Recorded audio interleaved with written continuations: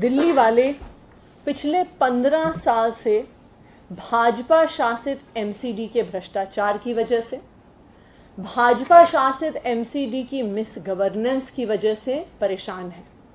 दिल्ली वाले उनके भ्रष्टाचार का, उनके मिस गवर्नेंस का शिकार हैं। चाहे एक तरफ एमसीडी के द्वारा लगातार चलती हुई उगाही हो, या दूसरी तरफ जो एमसीडी का नॉन परफॉर्मेंस है और जो दिल्ली को उन्होंने कूड़ेदान बना दिया है, दिल्ली वाले हमेशा परेशान ही रहते हैं।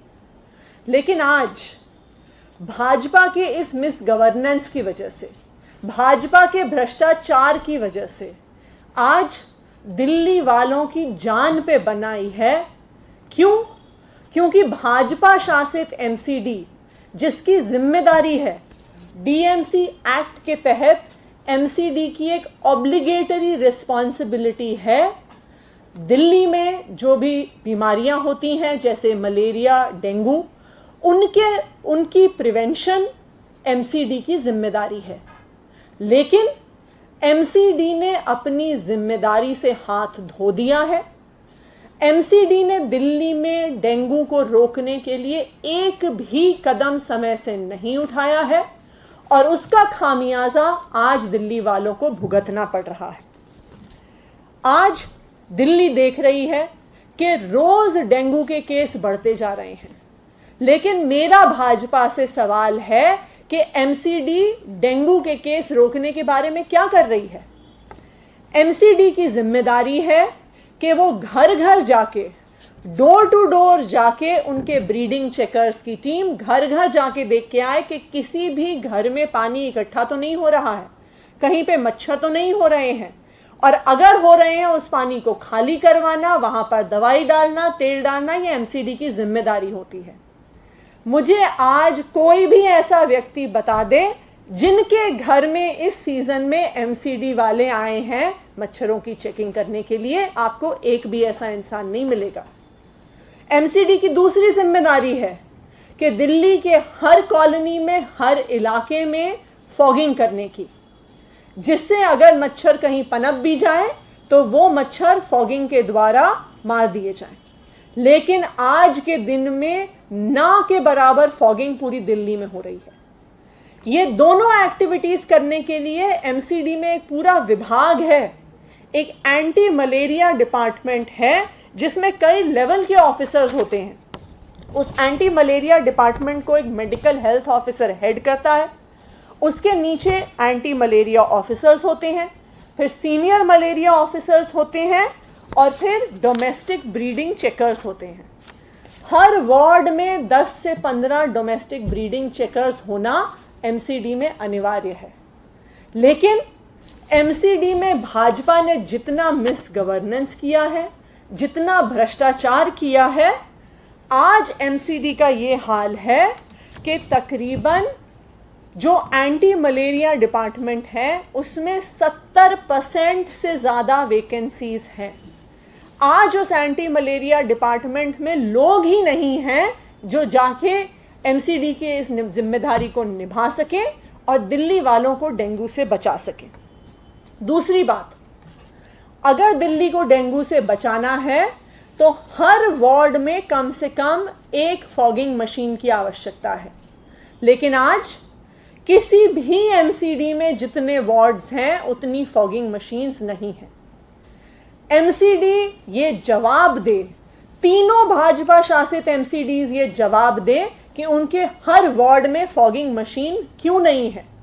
कहाँ है फॉगिंग मशीन्स? जो पैसा बजट में एलोकेट किया जाता है फॉगिंग मशीन्स के लिए, वो पैसा कहाँ गया? कि जब डेंगू का सीजन सर पे आता है तो आप देखिए साउथ एमसीडी में 104 वार्ड हैं, लेकिन उस 104 वार्ड में सिर्फ और सिर्फ 16 फॉगिंग मशीन्स हैं। 104 वार्ड में 16 फॉगिंग मशीन कैसे फॉगिंग करेंगी? और इसी का नतीजा है जो आज हम दिल्ली में देख रहे हैं कि दिन ब दिन डेंगू के केसेस बढ़ते जा रहे हैं।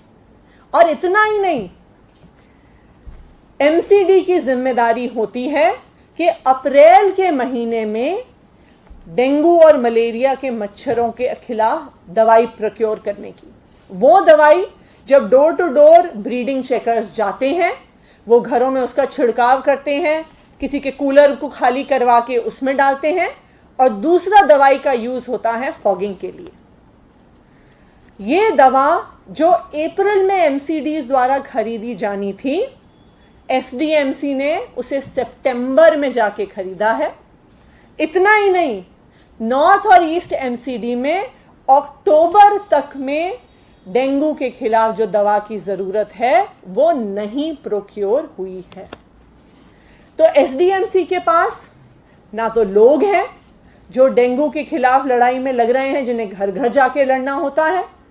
भाजपा शासित एमसीडी के पास ना फॉगिंग की मशीनें हैं, और तीसरा, ना ही डेंगू और मलेरिया के मच्छरों के खिलाफ यूज होने वाली जो दवा है वो आज एमसीडी के पास है।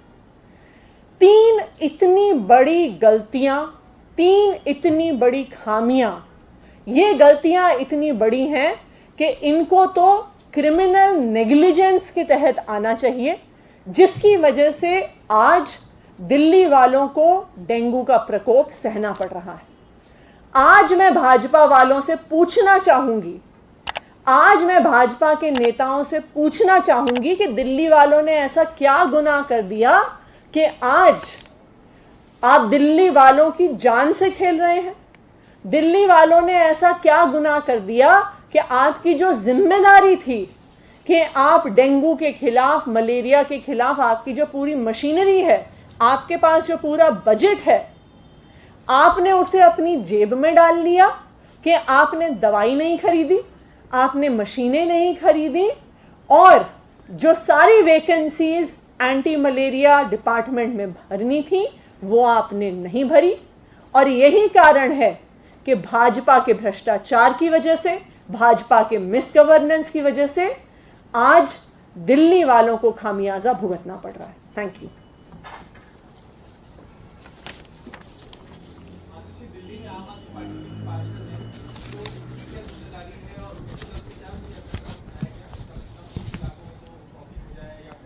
देखिए, आम आदमी पार्टी के पार्षदों द्वारा, और ना सिर्फ पार्षदों द्वारा, बहुत सारे इलाकों में आम आदमी पार्टी के विधायकों द्वारा, उनके कार्यकर्ताओं द्वारा अपनी व्यक्तिगत छोटी फॉगिंग की मशीनें यूज करके फॉगिंग हो रही है।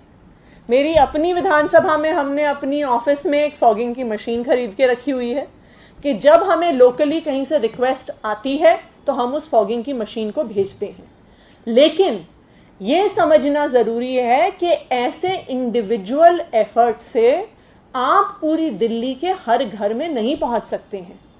इसके लिए, इसी वजह से एक पूरा एंटी मलेरिया डिपार्टमेंट बनाया गया है, जिसमें 5 लेवल के अफसरों को रखा गया है, इंक्लूडिंग हर वार्ड में 15 से 20 पोस्ट डोर टू डोर जाने के लिए जो ब्रीडिंग चेकर्स होते हैं उनकी होती है।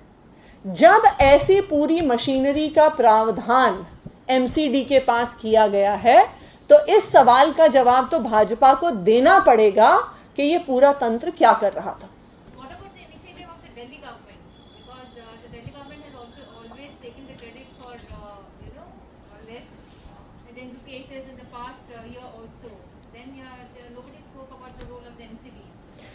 Actually, it is not the campaigns that Delhi government has done. मैं तो मानती हूँ कि आज भी जितना डेंगू का बचाव हो रहा है वो एमसीडी की वजह से नहीं हो रहा, वो दिल्ली की जनता की वजह से हो रहा है। जो जनता का अवेयरनेस लेवल है, जो पिछले कई सालों से अलग अलग कैंपेन से बढ़ाया गया है, जो 10 हफ्ते 10 बजे 10 मिनट वाला कैंपेन पिछले 3 साल से हम लोग चलाते आए हैं, कि दिल्ली के लोगों में एक अवेयरनेस है कि हफ्ते में एक बार अपने घर में कहीं पे भी साफ पानी इकट्ठा हो रहा है तो आप उसे चेक कर लीजिए। बच्चों में एक अवेयरनेस है कि कहीं पे अगर साफ पानी इकट्ठा हो रहा है तो आप चेक कर लीजिए। लेकिन ये जिम्मेदारी सिर्फ और सिर्फ लोगों की नहीं है, ये जिम्मेदारी सिर्फ और सिर्फ सिटीजन्स की नहीं है। उनमें तो एक अवेयरनेस आया ही है, लेकिन जो एमसीडी को जिम्मेदारी पूरी करनी थी उससे उन्होंने पूरी तरह से अपने हाथ धो लिए हैं, and we are all paying the price for it. SDMC के मेयर से थोड़ी देर पहले हमारी बात हुई, उनका कहना था कि हर वार्ड में 2 से 3 फॉगिंग मशीनें हैं। जो खामियां हैं वो दिल्ली सरकार के पार्ट में फंड नहीं मुहैया कराया जाता है, सड़कें खोदकर छोड़ दी जाती है जिनमें पानी जमा होते हैं, उसके कारण मच्छर पैदा हुए हैं। एसडीएमसी के पास 104 वार्ड में 16 डेंगू के फॉगिंग व्हीकल्स हैं। अगर एमसीडी के मेयर कुछ और कह रहे हैं तो वो उसका प्रमाण प्रस्तुत करें कि उनके पास कहां है 104 वार्ड में 104 डेंगू की फॉगिंग की मशीन्स। पहली बात। दूसरी बात, जो फॉगिंग की वो बात कर रहे हैं, सितंबर के महीने तक एसडीएमसी के पास दवा तक नहीं थी फॉगिंग करने के लिए। वो किस मुंह से ये बात कह रहे हैं कि हम तो अपना काम पूरा कर रहे हैं। अप्रैल का महीना, मई का महीना, जून का महीना, जुलाई का महीना, अगस्त का महीना, सितंबर के मिड में जाकर तो एसडीएमसी ने दवा प्रोक्योर करी है। प्रोक्योर करने के बाद भी वो ग्राउंड लेवल वर्कर्स जो फॉगिंग कर रहे हैं, ऐसा तो है नहीं कि जिस दिन एसडीएमसी की सरकार के पास आ जाती है उसी के अगले दिन उनके पास पहुंच जाएगी। उसमें भी मिनिमम हफ्ते से 10 दिन का लैग टाइम किसी भी सरकारी प्रक्रिया में होता है। तो अगर एसडीएमसी ने फॉगिंग शुरू भी करी है तो उनके पास दवाई ही उनके फॉगिंग की टीम्स के पास एंड ऑफ सितंबर में पहुंची है। इसका वो जवाब दें।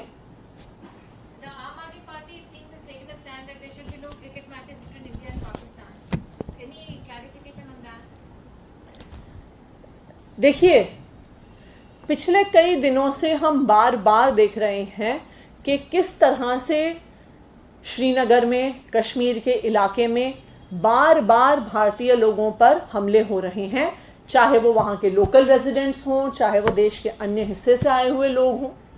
मुझे पूरा भरोसा है कि क्रिकेट मैच नहीं होने चाहिए वाले स्टैंड से हमारे माननीय प्रधानमंत्री जी भी सहमत होंगे, क्योंकि आपको भी याद होगा कि जब प्रधानमंत्री जी विपक्ष में होते थे तो वो बार बार इस बात पर सवाल उठाया करते थे कि जब पाकिस्तान द्वारा स्टेट स्पॉन्सर्ड टेररिज्म भारत की जमीन पर हो रहा है तो क्यों हम उनके साथ क्रिकेट खेल रहे हैं। तो इसलिए मुझे पूरा भरोसा है कि ना सिर्फ आम आदमी पार्टी बल्कि भाजपा और उसका पूरा नेतृत्व और माननीय प्रधानमंत्री जी भी ये जरूर इस बात से सहमत होंगे कि जब तक भारत की जमीन पर इस तरह के हमले बंद नहीं होते हैं, भारतीय लोगों को जब टारगेट और अटैक करना जब तक बंद नहीं होता है, तब तक इस प्रकार से मैच खेलना सही नहीं। Thank you. जो स्टैंड आपने क्रिकेट पे लिया है और आम आदमी पार्टी ने स्टैंड बताया है, ओलंपिक के दौरान ये स्टैंड नहीं लिया गया था, तब खेल हुआ, हार जीत हुई, लेकिन उस वक्त ये बात नहीं हुई। देखिए, ये तो हम भी देख रहे हैं कि पिछले कुछ ही समय में ये हमले लगातार बढ़ते रहे हैं। अब सवाल ये है कि क्या हम बैठ के इसको देखते रहें, और खास करके मैं तो ये जानना चाहूँगी कि प्रधानमंत्री जी की इस पे क्या राय है, क्योंकि प्रधानमंत्री जी तो खास करके सबसे ऊंची आवाज़ में इस मुद्दे को उठाया करते थे कि अगर भारतीय लोगों पर और भारतीय मिट्टी पर हमले हो रहे हैं तो क्या क्रिकेट खेलना सही है।